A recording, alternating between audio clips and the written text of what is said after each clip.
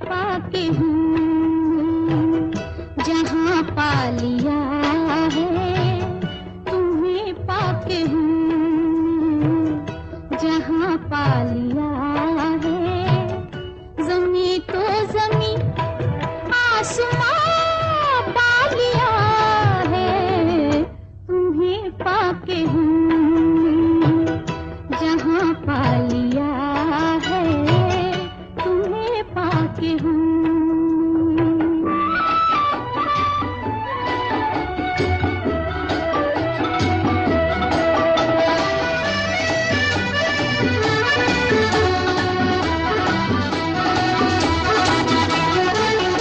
मिटा ना सकेगी जिसे अब ख़ुदा भी, जला ना सकेंगे जिसे बिजलियाँ भी। मुहाबत तो हो आशियाँ पा लिया है तुम्हें पाके हूँ, जहाँ पा लिया है तुम्हें पाके हूँ।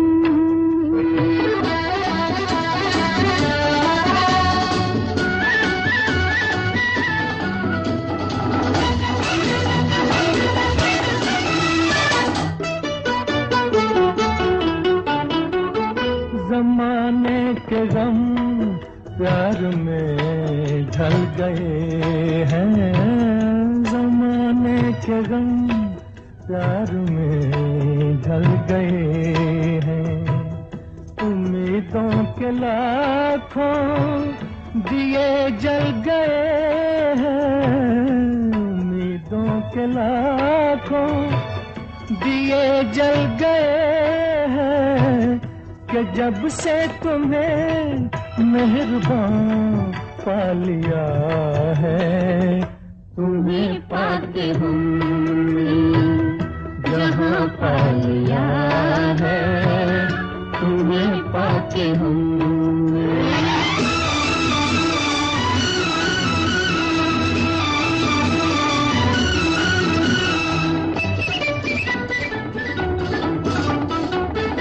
जहाँ से मोहब्बत की राहें मिली है, वहीं से मेरी गर्दिशें थम गई हैं। न बिछड़ेंगे हम कारवां पा लिया है तुम्हें पाके हूँ, जहाँ पा लिया है तुम्हें पाके हूँ। ओम शांति 28/2/2025 प्रातः मुरली। ओम शांति। बाप दादा मधुबन। बाबा आज कह रहे हैं, मीठे बच्चे, शांति चाहिए तो अशरीरी बनो। इस देहभान में आने से ही अशांति होती है, इसलिए अपने स्वधर्म में स्थित रहो। मीठे बच्चे, शांति चाहिए तो अशरीरी बनो। इस देहभान में आने से ही अशांति होती है, इसलिए अपने स्वधर्म में स्थित रहो। प्रश्न: यथार्थ याद क्या है? याद के समय किस बात का विशेष ध्यान देना चाहिए? उत्तर: अपने को इस देह से न्यारी आत्मा समझकर बाप को याद करना, यही यथार्थ याद है।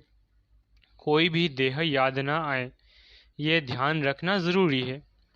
याद में रहने के लिए ज्ञान का नशा चढ़ा हुआ हो। बुद्धि में रहे बाबा हमें सारे विश्व का मालिक बनाते हैं।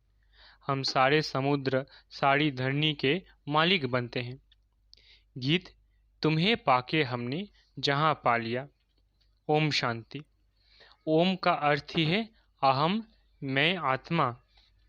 मनुष्य फिर समझते ओम माना भगवान, परंतु ऐसे है नहीं। ओम माना मैं आत्मा, मेरा ये शरीर है।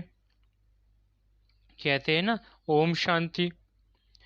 अहम आत्मा का स्वधर्म है शांत। आत्मा अपना परिचय देती है। मनुष्य भल ओम शांति कहते हैं, परंतु ओम का अर्थ कोई भी नहीं जानते हैं। ओम शांति अक्षर अच्छा है। हम आत्मा है, हमारा स्वधर्म शांत है। हम आत्मा शांति धाम की रहने वाली है। कितना सिंपल अर्थ है, लंबा चौड़ा कोई गपोरा नहीं है। इस समय के मनुष्य मात्र तो यह भी नहीं जानते कि अभी नई दुनिया है व पुरानी दुनिया है। नई दुनिया फिर पुरानी कब होती है, पुरानी से फिर नई दुनिया कब होती है, ये कोई भी नहीं जानते। कोई से भी पूछा जाए दुनिया नई कब होती है और फिर पुरानी कैसे होती है, तो कोई भी बता नहीं सकेंगे। अभी तो कलयुग पुरानी दुनिया है, नई दुनिया सतयुग को कहा जाता है। अच्छा, नई को फिर पुराना होने में कितने वर्ष लगते हैं, ये भी कोई नहीं जानते। मनुष्य होकर यह नहीं जानते, इसलिए इनको कहा जाता है जानवर से भी बदतर।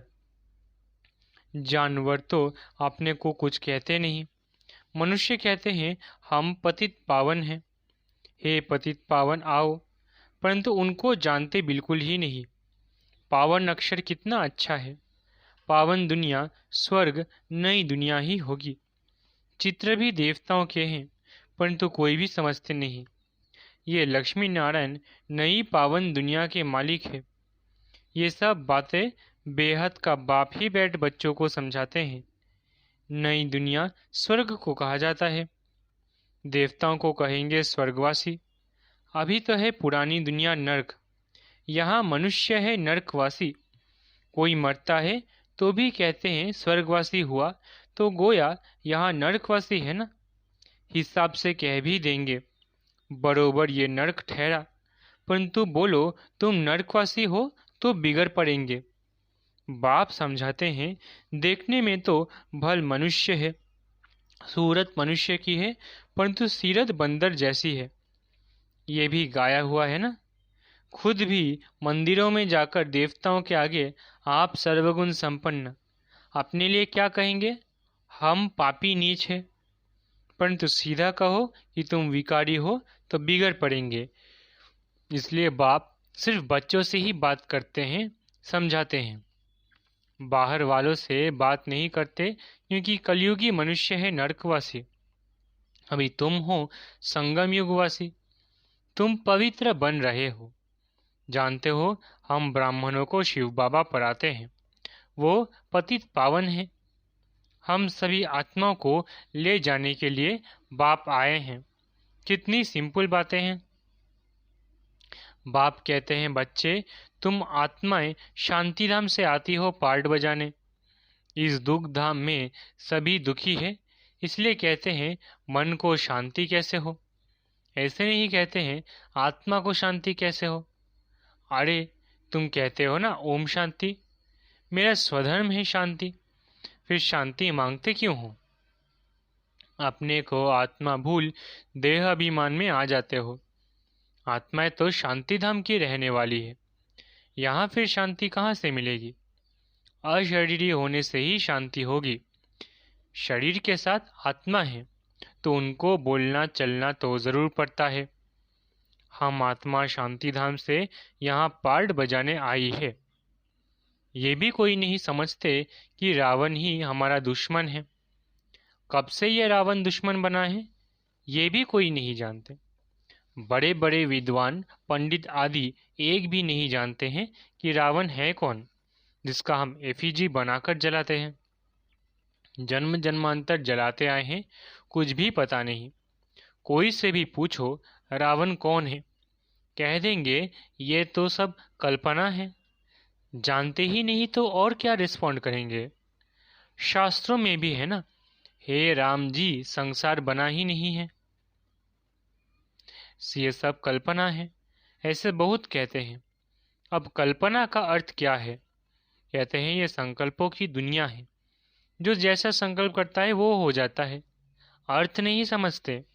बाप बच्चों को बैठ समझाते हैं। कोई तो अच्छी रीति समझ जाते हैं, कोई समझते ही नहीं। जो अच्छी रीति समझते हैं उनको सगे कहेंगे, और जो नहीं समझते हैं वो लगे अर्थात सौतेले हुए। अब सौतेले वारिस थोड़े ही बनेंगे। बाबा के पास मातेले भी है तो सौतेले भी है। मातेले बच्चे तो बाप की श्रीमत पर पूरा चलते हैं, सौतेले नहीं चलेंगे। बाप कह देते हैं यह मेरी मत पर नहीं चलते हैं, रावण की मत पर है। राम और रावण दो अक्षर है। राम राज्य और रावण राज्य अभी है संगम। बाप समझाते हैं ये सब ब्रह्मा कुमारियां शिव बाबा से वर्षा ले रहे हैं। तुम लेंगे, श्रीमत पर चलेंगे? तो कहते हैं कौन सी मत? बाप श्रीमत देते हैं कि पवित्र बनो। कहते हैं हम पवित्र रहें, फिर पति ना माने तो मैं किसकी मानूं? वो तो हमारा पति परमेश्वर है, क्योंकि भारत में यह सिखलाया जाता है कि पति तुम्हारा गुरु, ईश्वर आदि सब कुछ है। परंतु ऐसा कोई समझते नहीं है। उस समय हाँ कर देते हैं, मानते कुछ भी नहीं है, फिर भी गुरुओं के पास मंदिरों में जाते रहते हैं। पति कहते हैं तुम बाहर मत जाओ, हम राम की मूर्ति तुमको घर में रख कर देते हैं, फिर तुम अयोध्या आदि में क्यों भटकती हो? तुम मानती नहीं। ये है भक्ति मार्ग के धक्के। ये जरूर खाएंगे, कभी मानेंगे नहीं। समझते हैं वह तो उनका मंदिर है। अरे तुमको याद राम को करना है कि मंदिर को? परंतु समझते नहीं। तो बाप समझाते हैं भक्ति मार्ग में कहते भी हो हे भगवान आकर हमारी सद्गति को करो, क्योंकि वो एक ही सर्व का सद्गति दाता है। अच्छा, वो कब आते हैं ये भी कोई नहीं जानते। बाप समझाते हैं रावण ही तुम्हारा दुश्मन है। रावण का तो वंडर है, जो जलाते ही आते हैं, लेकिन मरता ही नहीं है। रावण क्या चीज है ये कोई भी नहीं जानते। अभी तुम बच्चे जानते हो। हमको बेहद के बाप से वर्षा मिलता है। शिव जयंती भी मनाते हैं, परंतु शिव को कोई भी जानते नहीं। गवर्नमेंट को भी तुम समझाते हो। शिव तो भगवान है, वही कल्प कल्प आकर भारत को नरकवासी से स्वर्गवासी, बेगर से प्रिंस बनाते हैं, पतित को पावन बनाते हैं। वही सर्व के सद्गति दाता है। इस समय सभी मनुष्य मात्र यहाँ है। क्राइस्ट की आत्मा भी कोई न कोई जन्म में यहाँ है, वापिस कोई भी जा नहीं सकते। इन सब की सद्गति करने वाला एक ही बड़ा बाप है। वो आते भी भारत में है। वास्तव में भक्ति भी उनकी करनी चाहिए जो सद्गति देते हैं। वो निराकार बाप यहाँ तो है नहीं। उनको हमेशा ऊपर समझकर याद करते हैं। कृष्ण को ऊपर नहीं समझेंगे और सभी को यहाँ नीचे याद करेंगे। कृष्ण को भी यहाँ याद करेंगे। तुम बच्चों की है यथार्थ याद। तुम अपने को इस देह से न्यारा आत्मा समझकर बाप को याद करते हो। बाप कहते हैं बाप तुमको कोई भी देह याद नहीं आनी चाहिए। ये ध्यान जरूरी है।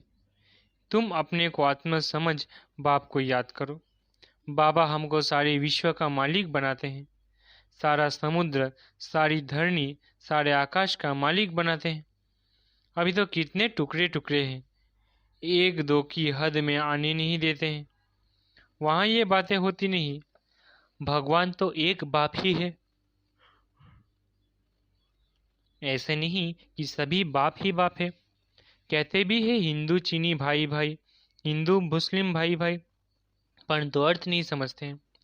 ऐसे नहीं कहेंगे कि हिंदू मुसलमान बहन भाई, नहीं, आत्माएं आपस में सब भाई भाई है, परंतु इस बात को जानते नहीं हैं। शास्त्र आदि सुनते सत सत करते रहते हैं, अर्थ कुछ नहीं। वास्तव में है असत्य झूठ। सचखंड में सच ही सच बोलते हैं, यहाँ झूठ ही झूठ है। कोई को बोलो कि तुमने झूठ बोला तो बिगड़ पड़ेंगे। तुम सच बताते हो तो भी कोई तो गाली देने लग पड़ेंगे। अब बाप को तो तुम ब्राह्मण ही जानते हो। तुम बच्चे अभी दैवी गुण धारण करते हो।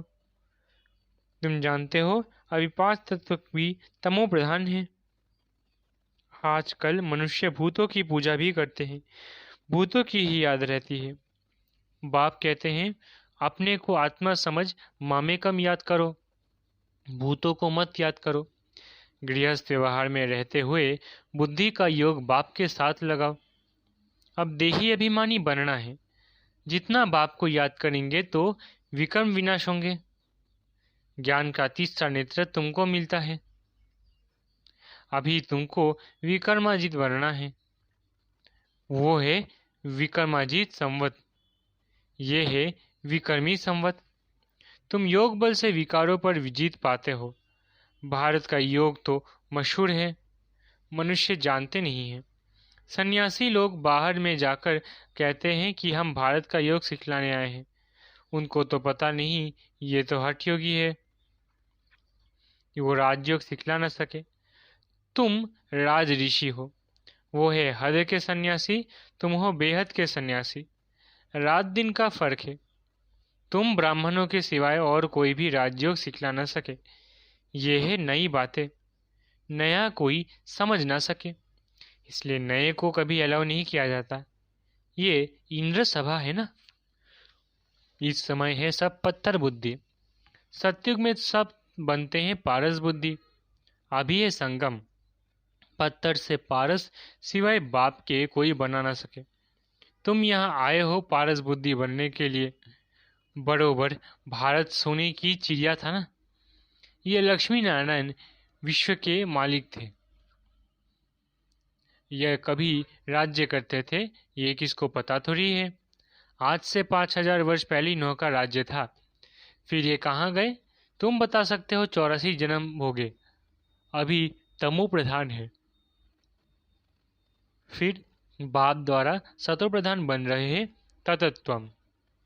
ये नॉलेज सिवाय बाप के साधु संत आदि कोई भी दे न सके। वो है भक्ति मार्ग, ये है ज्ञान मार्ग। तुम बच्चों के पास जो अच्छे अच्छे गीत है उन्हें सुनो तो तुम्हारे रोमांच खड़े हो जाएंगे। खुशी का पारा एकदम चढ़ जाएगा। फिर वो नशा स्थायी भी रहना चाहिए। ये है ज्ञान अमृत। वो शराब पीते हैं तो नशा चढ़ जाता है। यहाँ तो यह है ज्ञान अमृत। तुम्हारा नशा उतरना नहीं चाहिए, सदैव चढ़ा रहना चाहिए। तुम इन लक्ष्मी नारायण को देखो कितने खुश होते हो। जानते हो हम श्रीमत से फिर श्रेष्ठाचारी बन रहे हैं। यहाँ देखते हुए भी बुद्धियोग बाप और वर्षे में लगा रहे। अच्छा, मीठे मीठे सिखला बच्चों प्रति माता पिता बाप दादा का याद प्यार गुड मॉर्निंग। रूहानी बाप की रूहानी बच्चों को नमस्ते। हम रूहानी बच्चों की रूहानी माता पिता बाप दादा को याद प्यार गुड मॉर्निंग और नमस्ते। धारणा के लिए मुख्य सार। पहला, विकर्माजीत बनने के लिए योग बल से विकर्मों पर जीत प्राप्त करनी है। यहाँ देखते हुए बुद्धि योग बाप और वर्षे में लगा रहे। दूसरा, बाप के वर्षे का पूरा अधिकार प्राप्त करने के लिए मातेला बनना है। एक बाप की ही श्रीमत पर चलना है। बाप जो समझाते हैं वो समझकर दूसरों को समझाना है। वरदान, दिव्य बुद्धि की लिफ्ट द्वारा तीनों लोकों का सैर करने वाले सहज योगी भव। दिव्य बुद्धि की लिफ्ट द्वारा तीनों लोकों का सैर करने वाले सहज योगी भव। संगम युग पर सभी बच्चों को दिव्य बुद्धि की लिफ्ट मिलती है। इस वंडरफुल लिफ्ट द्वारा तीनों लोकों में जहाँ चाहे वहाँ पहुँच सकते हो। सिर्फ स्मृति का स्विच ऑन करो तो सेकंड में पहुँच जाएंगे, और जितना समय जिस लोक का अनुभव करना चाहो उतना समय वहाँ स्थित रह सकते हो। इस लिफ्ट को यूज़ करने के लिए अमृत वेले केयरफुल बन स्मृति के स्विच को यथार्थ रीति से सेट करो। ऑथोरिटी होकर इस लाइट को कोई कार्य में लगाओ तो सहजयोगी बन जाएंगे। मेहनत समाप्त हो जाएगी। स्लोगन, मन को सदा मौज में रखना यही जीवन जीने की कला है। स्लोगन, मन को सदा मौज में रखना यही जीवन जीने का कला है। अव्यक्त इशारे, एकांत प्रिय बनो, एकता और एकाग्रता को अपनाओ। एकांतवासी का डबल अर्थ है, सिर्फ बाहर की एकांत नहीं, लेकिन एक के अंत में खो जाना एक अंत। नहीं तो सिर्फ बाहर की एकांत होगी तो बार हो जाएंगे, तो बोर हो जाएंगे, कहेंगे पता नहीं दिन कैसे बीतेगा। लेकिन एक बाप के अंत में खो जाओ, जैसे सागर के तले में चले जाते हो तो कितना खजाना मिलता है। ऐसे एक के अंत में चले जाओ, अर्थात बाप से जो प्राप्तियां हुई है उसमें खो जाओ। अच्छा, ओम शांति। शुक्रिया बाबा।